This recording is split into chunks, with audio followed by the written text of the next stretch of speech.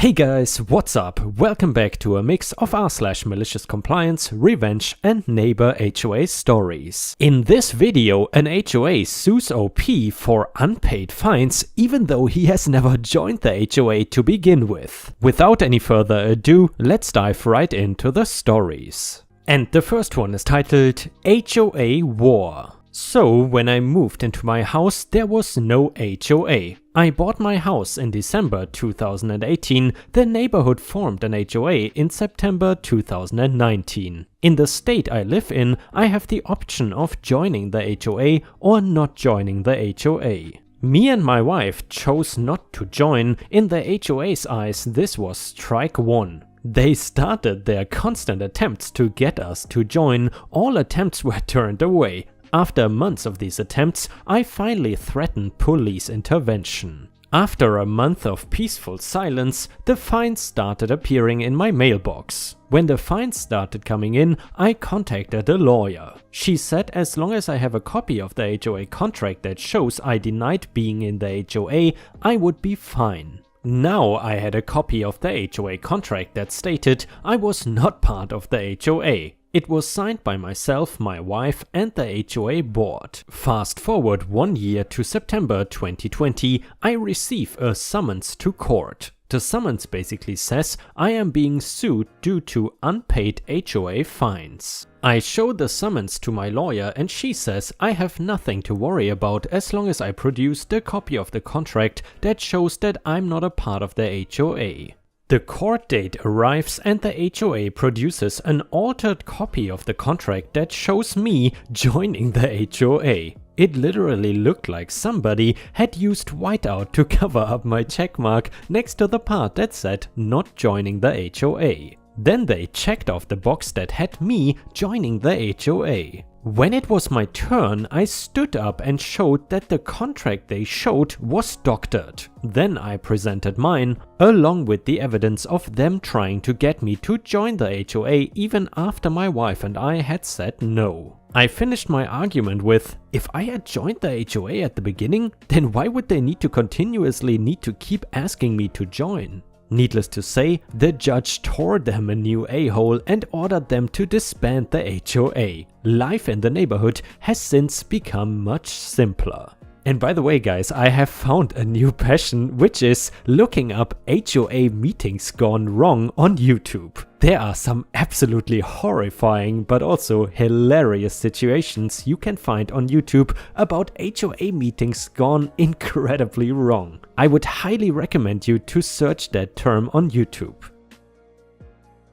And the next one is a little revenge story and it is titled How My Grandpa Became the Owner of a Gas Station/Garage. My family immigrated to America in the 1880s and settled in Nebraska. We were farmers for the first 80 years or so, but back in the 1960s my great-grandma decided she was going to sell the entire farm before she died and simply gave her sons 1/3 of the money for inheritance when she passed away. She had 3 sons. In 1969, my great-grandma passed, and her 3 sons inherited the money she had earned from selling the farm. My grandpa decided he would basically let that money sit until after he retired from the military. In 1971, he deployed to Vietnam for his second and final deployment. At the end of his deployment, he returned to Nebraska and retired after 22 years in the service. Now he had an old Chevy truck at the time and was in the process of building a concrete business with the money he had gotten from his inheritance. Well, during this time, his truck engine blew up.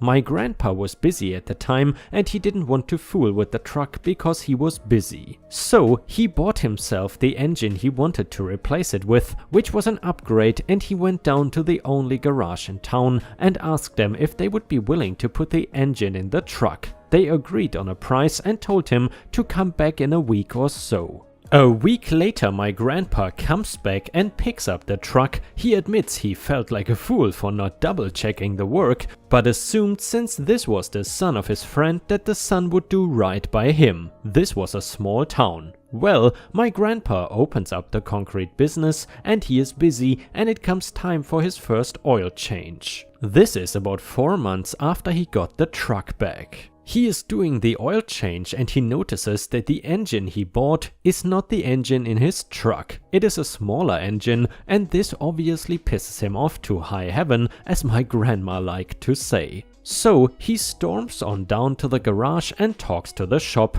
Earl was the owner. Earl comes out and denies any wrongdoing, says he did as he was told and it shouldn't have taken him 4 months to bring the issue up. My grandpa tells Earl he needs to do what is right. Earl refuses. It is important to note this is a small town. Written contracts and so forth really is not a thing. Your worth is your word.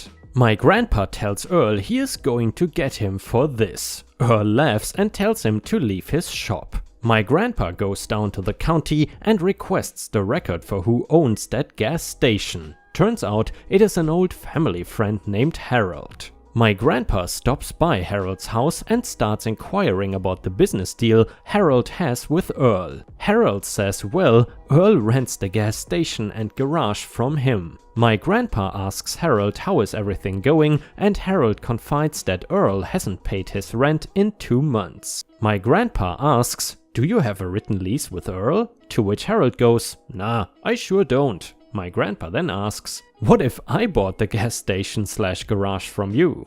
Harold is not completely on board with the idea, but my grandpa makes a strong point. Earl is not paying his rent, Harold doesn't seem like he has much interest in being a landlord anymore, and my grandpa has the cash to buy the place outright. Harold, sensing something is up, asks my grandpa, did Earl do something to you? You seem awfully interested in this garage. Ain't you busy with the concrete business of yours? And my grandpa fills Harold in on the story. My grandpa also mentions that he has a son, my father, who needs something to do, and he would be happy to buy the whole building from Harold for a fair price, and what happens after that is his business. Also, it is important to note, when Harold decided to rent this business to Earl, in that deal went all the equipment and tools that Harold had acquired over the years, so those belonged to the building. Harold and my grandpa came to a number that they both agreed on. A few days later, my grandpa paid Harold in cash in full for the business. The paperwork is done, and my grandpa is now the proud owner of a gas station and mechanics shop. Now my grandpa senses that Earl ain't going to be pleased when my grandpa fires Earl, so for extra good measure, my grandpa calls up the local sheriff, who is a high school friend, and asks the sheriff to come with him to break the news to Earl. So my grandpa and the sheriff go down to Earl's now former business, and they walk in, and before my grandpa can even say hello, Earl says, "No, I told you, I didn't cheat you." My grandpa smiles and says, "I'm not here about my truck, I'm here to fire you."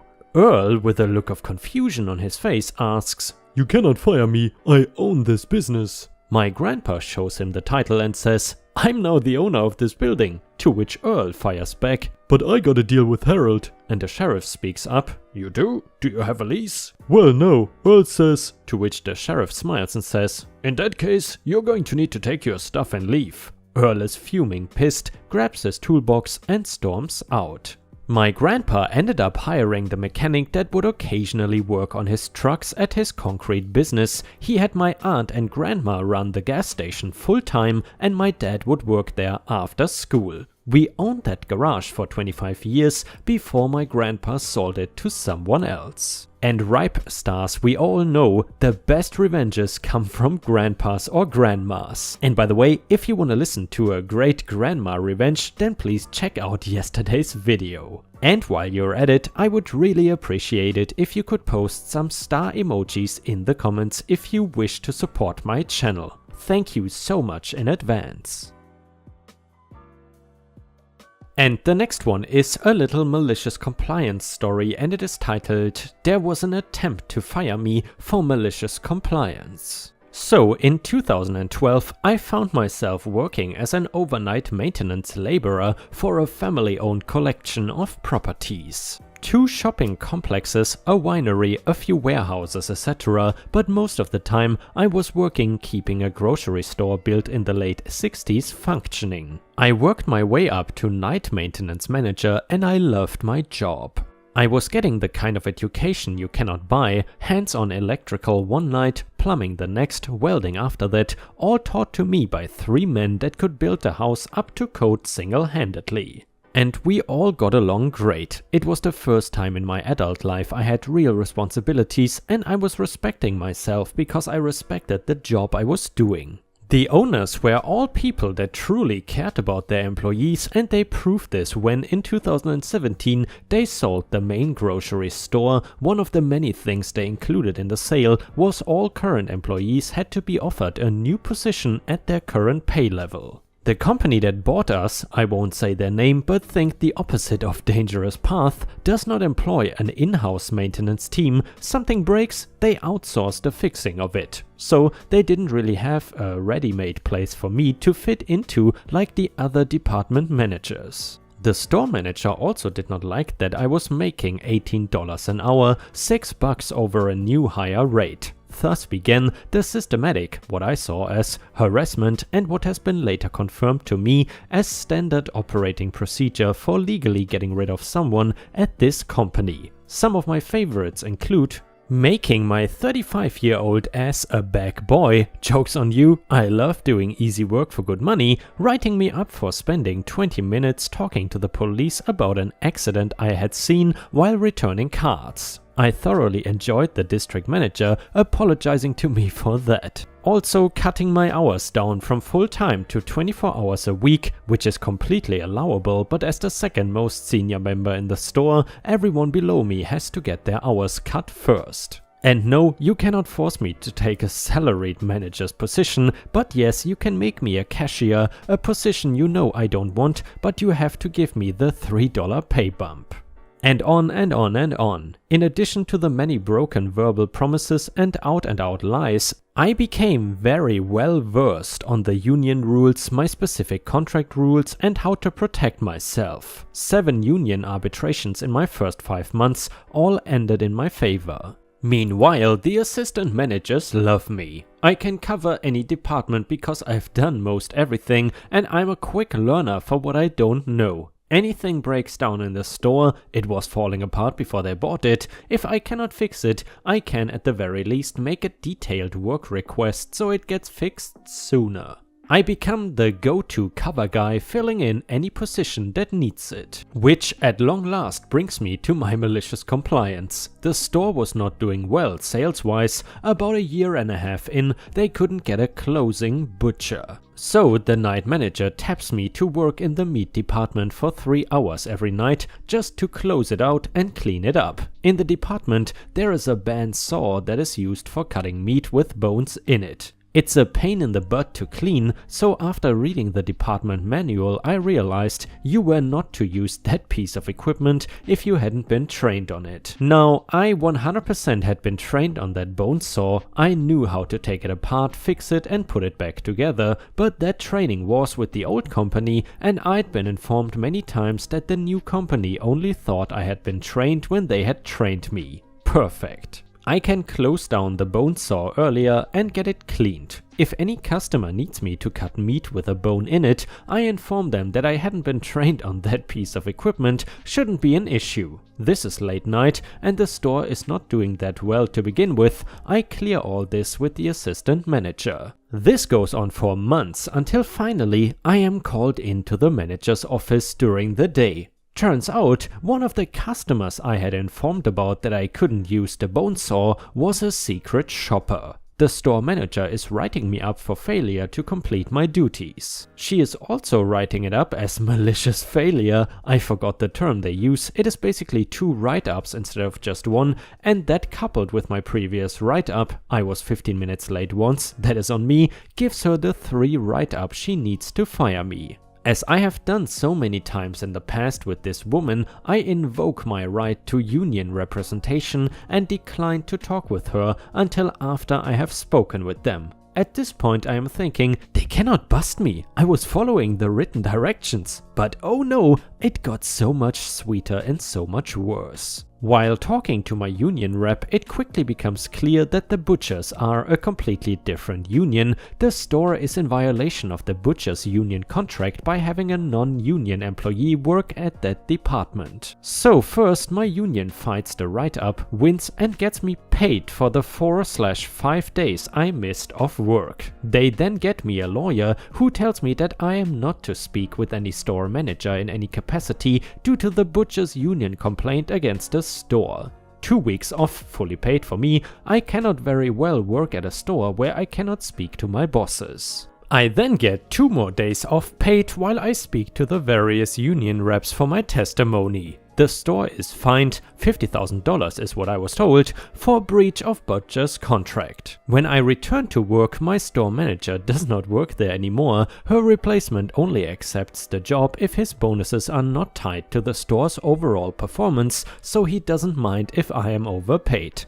As icing on the cake, no one really liked her, so I am damn near a hero when I get back.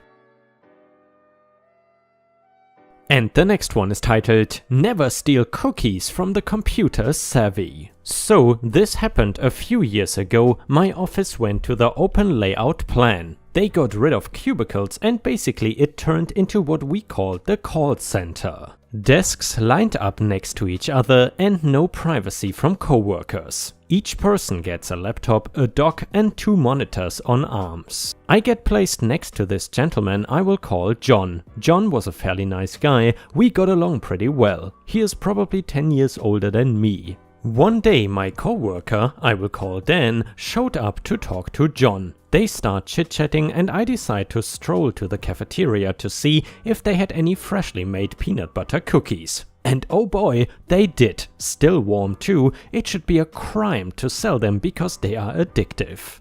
I make my way back to my desk and Dan is still there. He says something to me and we start chatting. I place my cookies on my desk and turn to engage in the conversation with him. We talk back and forth a minute and he says he has to go. Not wanting to waste the warmth of those delicious cookies, I turn around to find them not there.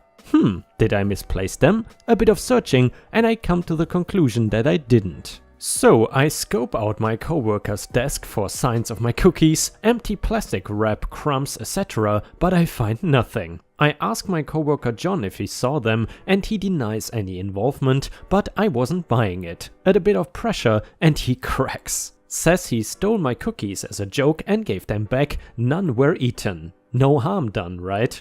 Wrong. They were cold. I wanted those damn cookies still warm, and here I had 3 miserably cool but still pretty delicious cookies. So I verbally vowed revenge. Now I like to consider myself technically inclined, so my revenge could not be rage-fueled but cold like my cookies, calculated and intelligent. After a month of quiet contemplation, enough time for him to forget, I found the perfect tool. A wireless mouse. I slapped that dongle in the back of his dock where he would be none the wiser. Now I could mess with him whenever and however I wanted, but I had to be smart about it as to not get caught or do something detrimental to his work. For example, the coworker would come over to chat with John. John turns his chair to chat and I secretly get to work by pulling out the mouse, open an unrelated application like Windows Media Player, which by the way was on his taskbar, and hide the mouse. He would turn around confused and continue his day.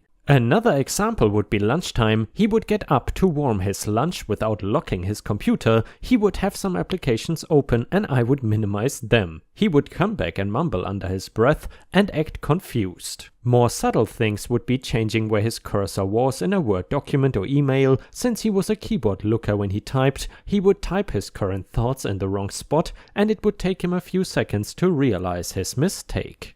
This went on for weeks. Some days I would hit him several times and others none. No harm done, except he started getting paranoid. Since he knew I was technically inclined, he would ask, "What could make Windows Media Player start?" I asked him what he was talking about and he let me know what his computer was doing. I gave him some puzzled looks and plausible reasons like task scheduler or maybe a virus, and he then started keeping a log of these incidents. As time went on, I became bolder in my revenge. Instead of waiting for him to get up or talk to a coworker, I would do it when he would be writing on paper at his desk or looking at his phone. Cue my screw up though. It was about 7 weeks in when one day he was playing with his phone when I went to change his cursor location in an email and he saw it move. He looks at me, sees my hand under the desk and says, "I suspected it was you." The ruse was up, I admitted it, he laughed, checked the back of the dock and found the dongle, and then it hit him. "This was because of the cookies, wasn't it?" And that is how I gained a reputation of being a cookie monster. And guys, unfortunately, we have already reached the end of the video. However, this is not the end of ripe content for you. I would highly suggest to check out my endless binge watch playlist, which will hopefully soon show up on the left corner of the screen, which will provide you with hundreds, if not thousands of hours of ripe content. If you still haven't gotten enough, then please also check out my Patreon at patreon.com/ripeyoutube for more than 50 exclusive Reddit videos that you will only find on there. Furthermore, if you want to share your own story with our community, then please head on over to r/ripestories on Reddit, where you can share your own stories and there is a good chance that I might read it in a video. Thank you so much for your daily support and I hope to see you again tomorrow.